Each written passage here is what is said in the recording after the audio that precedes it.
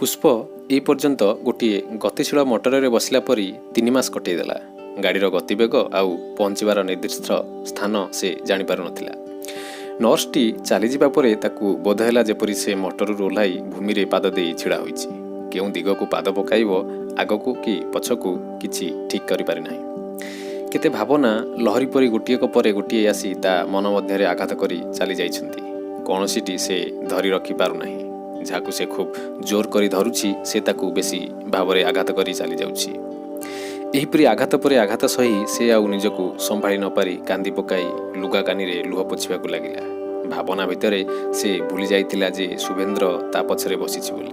पुष्प कांदुछि बुझिपारी अशेष सहानुभूति और विपुल ममता बसरे शुभेन्द्रर अंतर विगलित होईगला।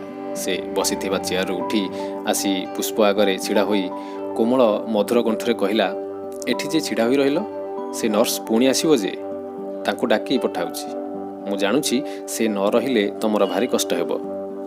लज्जारे पुष्प लाजकोड़ी लता परी संकुचित होईगला एवं कच्छप परी ओढ़णार भितरकू मुहटीकू जाकी नहीं आत्मगोपन करने को चेष्टा कला। पुष्पर एही शंकित असह्य अवस्था दूर करदेवा उद्देश्य शुभेन्द्र अति निजर परी कहिला, आस छात उपरे टिके बुली आसिबो। पुष्प सेहीपरी प्रस्तर मूर्तिटी परी छिड़ा होई रहिला। लज्जा आउ अपरिचिततार द्विधा भाव ताकू कर्तव्यहीन करदेला। पाद तार एपाख हेला नाही ना सेपाख हेला नाही। शुभेन्द्र पुष्पर एही भाव लक्ष्य करी मने मने ठीक कला जे से ताकू कथा कहि पारिले तार एही संकोच भाव दूर होई जिवो एवं से निसंगतता और निर्जनता अनुभव करि पारिबो नाही।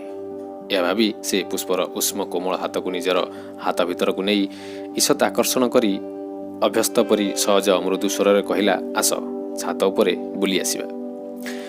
शुभेन्द्रर एही मृदु आकर्षण पुष्प मनर घनीभूत लज्जा को चहलाई देई तार अंतरे बाहरे उच्छ्वासर गोटे गोपन परस बुलाईदेला। तार स्तंभित पाद आंगुलीर अग्रभागरे गतिशीलतार आवेग फुटी उठिला। पाहाच आरंभरे शुभेन्द्र हाथ छाड़ी देई आस बोली कही सीढ़ी आरोहण करने लगिला। 4-5टा सीढ़ी अतिक्रम कला परे पछकू चाहि देखिला पुष्प गोटे मात्र सीढ़ी उपरकू उठिछि। से पुणी अवतरण करी पुष्पर हाथ को निजर हाथटी बढ़ाईदेला, किंतु लज्जारे पुष्पर हाथ उठिला नहीं। से निजे पुणी पुष्पर हाथटी संग्रह करी उठिबाकू लागिला। उभय जाई छात उपरे पारापेट पाखरे छिड़ा हेले। पुष्प सेहीपरी लज्जावनत भावरे छिड़ा होई रहिला।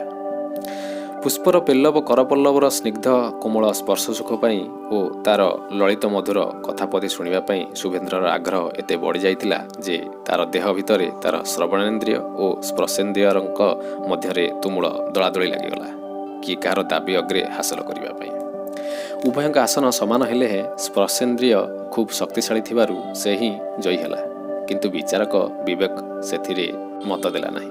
कहिला, कौनसी युवती को विपद बेले साहाय्य करने को जाई जेतिकी लघिष्ठ स्पर्शर आवश्यक ता व्यतीत अधिक स्पर्श करिवार अधिकार तो कहीं सभ्यतार आईन कानून रे नाही, केवल मात्र निजर विवाहित पत्नी व्यतीत।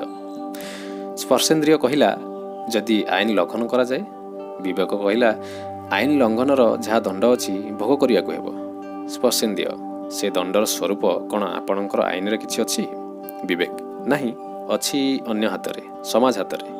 जावजीवन कारादंड बरण करिपारिबो। स्पर्शेन्द्रिय चमकी पड़ी पचारिला, आउ मो प्रतिद्वंदीर? विवेक, ता प्रति किछि विधान नाही, तार जा इच्छा ता करिपारे। स्पर्शेन्द्रिय शुणी एकाबेळके रागरे लाल होईगला। दुर्दांत प्रताप तार विचार करी आईन श्रृंखला रे ताकू बंद करी रखिला नाही। शुभेन्द्र स्नेहसिक्त कंठरे कहिला, अच्छा तमे एपरी जाकीजुक होई छिड़ा होई रहिलो काहेकि? पुष्प शुभेन्द्रर कथा न शुणी पूर्वपरी अविचल मर्मर प्रतिमाटी परी छिड़ा होई रहिला। देखी धीरे धीरे ता हाथ निज हाथ भीतर को आनी आउसी देव देव शुभेन्द्र कहिला, पदा को चाही देखुना नई सेपारी से दूर तोटा से पाखरे जेउठी आकाश माटी देहरे मिसी जाइछि पाउसिया नील पहाड़ गुड़िक केळे सुंदर दिसुछि। पुष्पर तीव्र लज्जा शुभेन्द्रर अंगुली संचालन शांत होई आसुथिला। से किंचित मुंड टेकी ओढ़णार अंतराळरू चाहिबाकू चेष्टा कला, किंतु ओढ़नाटी नासिकार तळ जाए लंबी थिबारु से किछि देखि पारिला नाही। इच्छा हेले मध्य ओढ़नाकू टिके मुंड उपर खसाई देबाकू लज्जारे तार हाथ चलिला नाही। शुभेन्द्र बुझिपारी कृत्रिम क्षुण्ण कंठरे कहिला, मु तेबे जाउछि, लाज कर नाही, तमे बुली बुली स्वाधीन भावरे देख। यह कही पुष्पर हाथ छाड़ी दे जीवाकू ଅଗ୍ରସର ହେଲାବେଳେ ପୁଷ୍ପ ତା ଆଡ଼କୁ ସରମ କୁଣ୍ଠିତ ଭାବରେ ଇଷତ୍ ବୁଲି ପଡ଼ିଲା। ଓଢ଼ଣାର ଅନ୍ତରାଳରେ ବେଳାଭୂମିର ତରଙ୍ଗ ପରି କେତେ କଥା ଆସି ତାର ଅଧର ପ୍ରାନ୍ତରେ ପିଟି ହୋଇ ଲେଉଟିଗଲା। କିନ୍ତୁ ପଦେ ହେଲେ ତାର ଅଧର ବେଳାଭୂମି ଲଙ୍ଘନ କରିପାରିଲା ନାହିଁ। କଥା କହିବାର ପ୍ରବଳ ଇଚ୍ଛା ସତ୍ତ୍ୱେ ଦାରୁଣ ଲଜ୍ଜା ତାର କଣ୍ଠରୋଧ କରିଦେଲା। ଶୁଭେନ୍ଦ୍ର ଜାଣିପାରି ଫେରିଆସି ଅତି ଆଦରର ସହିତ ପୁଷ୍ପର ଓଢ଼ଣାଟିକୁ ହାତରେ ଟେକି ଦେଇ ମମତା ଜଡ଼ିତ ଅର୍ଦ୍ଧ ସ୍ୱଗତ କଣ୍ଠରେ କହିଲା, ଆଖି ଆଗରେ ଏତେ ବଡ଼ କାନ୍ଥ ବାଡ଼ ରଖି ଖୋଲା ଆକାଶ କିଏ ଦେଖିପାରେ? ଅତି ରକ୍ଷଣଶୀଳ ମୁସଲମାନ ଲଳନା ମଧ୍ୟ ତାଙ୍କ ବୁର୍ଖା ଦେହରେ ଝରକା ରଖି ପଦାକୁ ଚାହାନ୍ତି। ପୁଷ୍ପ ମୁହଁ ତଳକୁ କରିଥିଲା। ଓଢ଼ଣାଟି ଅପସରି ଯାଇ ଅତୁଳନୀୟ ଲଜ୍ଜା ପ୍ରଫୁଲ୍ଲ ମୁଖମଣ୍ଡଳ ତାର ମୁକ୍ତ ଆକାଶର ସ୍ନିଗ୍ଧ ଶୂନ୍ୟତା ଭିତରେ ଉଜ୍ଜ୍ୱଳତର ହୋଇ ଦେବବାଳାର ସ୍ୱର୍ଣ୍ଣଲୀଳା କମଳ ସଦୃଶ ଫୁଟି ଉଠିଲା। ଆଲୋକର ତୀବ୍ରତାରେ ଭ୍ରୁଯୁଗଳ ତାର କପାଳ ଉପରକୁ କୁଞ୍ଚିତ ହୋଇଗଲା। ଶୁଭେନ୍ଦ୍ର ନିର୍ମିମେଷ ଆଖିରେ ପୁଷ୍ପ ମୁହଁକୁ ଚାହିଁଥିଲା। ଭାବିଲା, ନାରୀ ମୁଖରେ ଏହି ନମ୍ରଭୀରୁ ମାଧୁର୍ଯ୍ୟ ହିଁ ଯୁଗେ ଯୁଗେ କବି କାବ୍ୟର ଶ୍ରେଷ୍ଠ ଉପାଦାନ ହୋଇ ରହିଛି। ଶ୍ରଦ୍ଧା ଆଉ ପ୍ରୀତିରେ ପୁଷ୍ପର ହୃଦୟ ପୁରି ଉଠିଲା। ସେ ଅଳ୍ପ ମୁଣ୍ଡ ଉଠାଇ ଶୁଭେନ୍ଦ୍ରକୁ ସପ୍ରେମ କୃତଜ୍ଞ ଦୃଷ୍ଟିରେ ଚାହିଁଦେଲା କ୍ଷଣି ଉତ୍ଫୁଲ୍ଲତାରେ ଚିତ୍ତ ତାର ବିଚଳିତ ହୋଇପଡ଼ିଲା। ଗଣ୍ଡ ଦୁଇଟି ତାର ଆରକ୍ତ ହୋଇଗଲା। ଅନୁରାଗର ସରମରେ ଆଖିପତା ନଇଁ ପଡ଼ି ଅଧର କୋଣକୁ ସ୍ଫୀତ କରିଦେଲା। ପୁଷ୍ପ ଦୃଷ୍ଟି ସଙ୍ଗରେ ଦୃଷ୍ଟି ମିଳିଲା ମାତ୍ରେ ଶୁଭେନ୍ଦ୍ର ଚମକି ପଡ଼ିଲା। ସେ ପୁଷ୍ପର ସୌନ୍ଦର୍ଯ୍ୟ ଦେଖିଥିଲା ମାତ୍ର, କିନ୍ତୁ ନାରୀ ସୌନ୍ଦର୍ଯ୍ୟର ନିର୍ଯାସ ହୃଦୟ ବିପ୍ଳବକାରିଣୀ ଦୃଷ୍ଟି ତାର ଦେଖିନଥିଲା। ତାର ମନେ ହେଲା, ଏ ଚାହାଣୀ ସୁରସୁନ୍ଦରୀ ଶିରୋମଣି ଉର୍ବଶୀର ବି ନଥିଲା। ଥିଲେ ଇନ୍ଦ୍ର କେବେ ହେଁ ତାକୁ ଅଭିଶାପ ଦେଇ ମର୍ତ୍ତ୍ୟ ମାନବଙ୍କର ପ୍ରେମଭିକ୍ଷା କରିବାକୁ ପଠାଇ ନଥାନ୍ତେ। ପୁଷ୍ପ ମଧ୍ୟ ସର୍ବଦା ଲୋକ ସମାଗମ ହେତୁ ଏ ପର୍ଯ୍ୟନ୍ତ ଭଲ ଭାବରେ ଶୁଭେନ୍ଦ୍ରର ମୁହଁକୁ ଚାହିଁ ନଥିଲା। ବର୍ତ୍ତମାନ ଏହି ନିର୍ଜନ ମୁକ ଆକାଶ ତଳେ ସ୍ୱାଧୀନତା ପାଇ ଶୁଭେନ୍ଦ୍ରର ମୁହଁକୁ ଚାହିଁ ଦେଇ ସେ ଏତେ ବିଚଳିତ ହୋଇପଡ଼ିଲା ଯେ ତାର ଇଚ୍ଛା ହେଲା ଏହି ମୁହୂର୍ତ୍ତରେ ସେ ଲଜ୍ଜା ବାଡ଼କୁ ଠେଲି ଦେଇ ତାର ସମସ୍ତ ଶରୀର ଶୁଭେନ୍ଦ୍ରର ପାଦ ତଳେ ଅନେଇ ଅଜାଳି ଦିଅନ୍ତା। ପୁଷ୍ପର କଣ୍ଠସ୍ୱର ଶୁଣିଲା ବେଳୁ ଶୁଭେନ୍ଦ୍ର ତାଠାରୁ ଆହୁରି କଥା ଶୁଣିବାକୁ ଲାଳାୟିତ ହୋଇ ଉଠୁଥିଲା ଏବଂ ତା ପ୍ରତି ତାର ଆସକ୍ତି ବଢ଼ି ଯାଇଥିଲା। ଏ ଚାହାଣୀରେ ତାହା ଯେପରି ସହସ୍ର ଗୁଣରେ ବଢ଼ିଯାଇ ତା ଦେହରେ ପୁଷ୍ପର ଶରୀର ସଙ୍ଗ ଲିପ୍ସା ଜାଗ୍ରତ କରିଦେଲା। ତାର କେବଳ ଇଚ୍ଛା ହେଲା ପୁଷ୍ପ ଦେହରେ ଆଉଜି ପଡ଼ିବାକୁ। ସେ ପୁଣି ପୁଷ୍ପର ଦୁଇ ପାପୁଲିକୁ ଆଞ୍ଜୁଳାଏ ଫୁଲ ପରି ନିଜର ଅଞ୍ଜଳି ଭିତରେ ଧରି ତାର ଲଘୁ କୋମଳତା ଅନୁଭବ କରୁ କରୁ ତାକୁ କଥା କହିବା ଉଦ୍ଦେଶ୍ୟରେ କ'ଣ କହିବାକୁ ଇତସ୍ତତଃ କରି କିଛି କହିପାରିଲା ନାହିଁ। ଶୁଭେନ୍ଦ୍ରର ଏହିପରି ଅବସ୍ଥା ଲକ୍ଷ୍ୟ କରି ପୁଷ୍ପ ମୃଦୁ ମୃଦୁ ହସି ପାରାପେଟ ଆଡ଼େ ମୁହଁ ବୁଲାଇ ନେଲା ବେଳେ ଶୁଭେନ୍ଦ୍ର ହାତରୁ ତା ହାତ ଇଷତ୍ ଝିଙ୍କି ହୋଇଗଲା। ହାତ ଛାଡ଼ି ଦେଇ ଶୁଭେନ୍ଦ୍ର ପୁଷ୍ପର ଡାହାଣ ପାଖରେ ପାରାପେଟକୁ ପିଠି କରି ଆଉଜି ଛିଡ଼ା ହେଲା। ସରାଙ୍ଗର ଉତ୍ତେଜନାରେ ତାର ସମସ୍ତ ଶରୀର ଝିମିଝିମି ହୋଇଯାଉଥିଲା। ସେ ନିଃସହାୟ ବିବ୍ରତ ଭାବରେ ପୁଷ୍ପ ମୁହଁକୁ ଚାହିଁ ରହିଲା ସତୃଷ୍ଣ ନୟନରେ। ପୁଷ୍ପ ମୁଣ୍ଡ ଉପରକୁ ଓଢ଼ଣା ଟାଣି ଆଣି ସହାସ୍ୟ କୌତୂହଳରେ ଶୁଭେନ୍ଦ୍ରକୁ ଚାହିଁ ଦେଇ ଆଖି ଫେରାଇ ନେଲା। ପୁଷ୍ପର ଏ ଚାହାଣୀ ଶୁଭେନ୍ଦ୍ରର ଦେହରେ ଗୋଟିଏ ମୋହର ପରଶ ଖେଳାଇ ଦେଲା ବିଦ୍ୟୁତ୍ ପରି। ସେ ତତ୍କ୍ଷଣାତ୍ ପୁଷ୍ପର ଡାହାଣ ହାତଟି ନିଜର ଡାହାଣ ହାତରେ ଧରି ମୃଦୁ ମୃଦୁ ପୀଡ଼ନ କରିବାକୁ ଲାଗିଲା। ପୁଷ୍ପ ତଳକୁ ଚାହିଁଥିଲା। ଶୁଭେନ୍ଦ୍ରର ମନର ଭାବ ବୁଝିପାରି ତାର ଅଧର କୋଣରେ ହାସ୍ୟରେଖା ଫୁଟି ଉଠି ଲାଗି ରହିଲା। ଏଥିରେ ଶୁଭେନ୍ଦ୍ରର ଦେହ ଭିତରେ ସୃଷ୍ଟିର ଚିରନ୍ତନ ଓ ପ୍ରଧାନତମ ବୁଭୁକ୍ଷା ଏତେ ଶକ୍ତ ଭାବରେ ଆସି ଧକ୍କା ମାଇଲା ଯେ ତା ମନର ସୁଦୃଢ଼ ସଂଯମ ବନ୍ଧ ଯେପରି ଶକ୍ତିହୀନ ହୋଇପଡ଼ିଲା। କ୍ଷଣକାଳ ମୁଣ୍ଡ ତାର ଘୂରିଗଲା।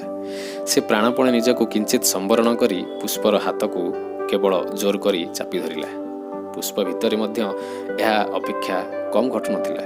ଦୁଇଟି ଅଗ୍ନିକୁଣ୍ଡ ମଧ୍ୟରେ ଥିବା ସଂଯୋଜକ ପଦାର୍ଥଟି ଦୁଇଟିର ତାପ ଅନୁଭବ କଲା ଭଳି ଉଭୟଙ୍କ ତାପ ମଝିରେ ଥିବା ହାତ ମୁଠାଟି ଅନୁଭବ କଲା। ପୁଷ୍ପ ମଧ୍ୟ ଶୁଭେନ୍ଦ୍ରର ହାତକୁ ଇଷତ୍ ଚାପ ଦେଲା। ପୁଷ୍ପର ଏହି ଅନୁମୋଦନ ଦ୍ୱାରା ଶୁଭେନ୍ଦ୍ରର ପ୍ରତ୍ୟେକ ନାଡ଼ି ସ୍ଫୀତ ଆଉ କ୍ଷିପ୍ତ ହୋଇ ଉଠିଲା ଉତ୍ତେଜନାରେ।